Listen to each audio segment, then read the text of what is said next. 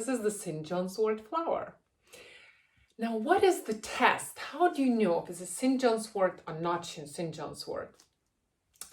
As the story goes, even in the Bible, it said when Jesus was crucified, he saw one of his disciples being very sad, and just to commemorate that, I won't say commemorate, but on that occasion, he decided to distribute the sWort flower and sanctified it with his blood.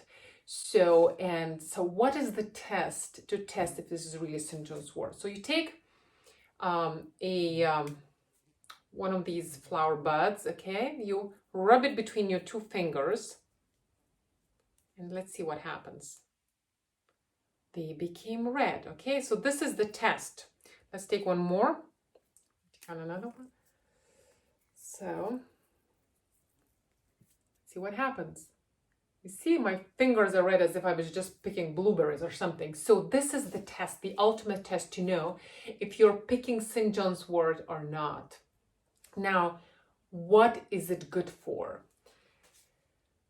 It's absolutely a miraculous herb. It's known as a ray of sun for your soul. Okay, it's for any mental disbalances, be it you have a fear attack or you have a lot of fear inside of you, anxiety, tendency towards depression, insomnia, even hormonal disbalance, mood swings when you have PMS for female, right? This is the time to take it. It's really, really beneficial. It can also be applied on wounds or even on open wounds externally. Believe me or not, that's another time to use this herb. Now, how do you take it? You can take it, as you know, as I've mentioned in my other videos. You can take it as a tincture, which means you take this herb, put it in a glass jar, pour some 70% of alcohol, like vodka or whatever it is, and let it sit for 3 to 4 weeks. And then strain it and consume it, a teaspoon or a tablespoon, depending on your condition. Okay. This is like a homeopathic method. That's how they do these. This is the homeopathic way of treatment and dealing with these tinctures. Okay. Now, another way to consume this, of course, don't take it raw, okay? This is not to be eaten raw, not that I know of, maybe it's possible, but another way to get its benefits, its properties, for your body to absorb it and to really feel the difference on your, mental state of mind, on your spiritual level. So you have to make tea decoctions. So you take some of these fresh flowers, but ideally, fresh you can only take when it grows, which is the season now in this climate, in this country, in this culture. But you dehydrate them, be it in the oven, in the dehydrator, or somewhere in the dark room. Make sure it's dry, but not in the direct sun. You have to remember that. And never more than 45 degrees of Celsius. Should not be more than that.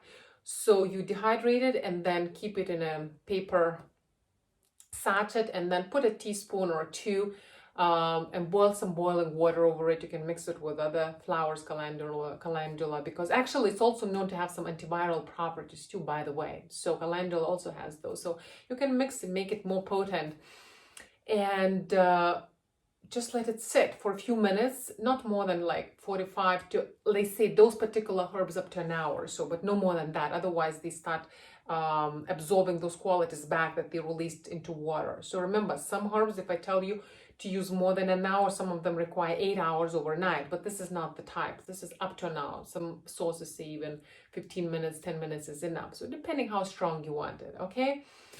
And consume it. Again, don't overindulge, don't overdo it. Is everything else good or bad in nature? If you overdo it, even good things, they will turn around. There's a cycle, and you will get, won't get any more benefits if you can do more harm to yourself. Not so much with herbs as such, but they have their side effects if taken for too long a time, or too often, or too potent, or something. But normally, I recommend take a course of 3 to 4 weeks, stop it, then you can take other herbs, again, stop it.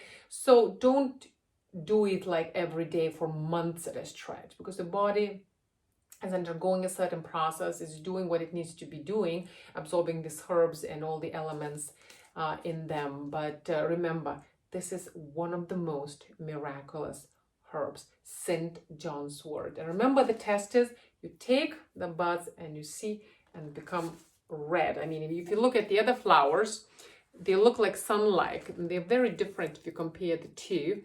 So let me show it to you. For example, one of them has sun ray, which is not St. John's wort. It looks amazing. I'm sure the other ones, and the leaves are slightly different as well. And if I rub it, there is no red thing from them. Well, my fingers are already red from the other one, but there is nothing red. So again, if you get a chance, you buy it, a tincture decoction, because it's part of the natural way of treating yourself, and you know yourself best. You're your best doctor. So this miraculous herb is called St.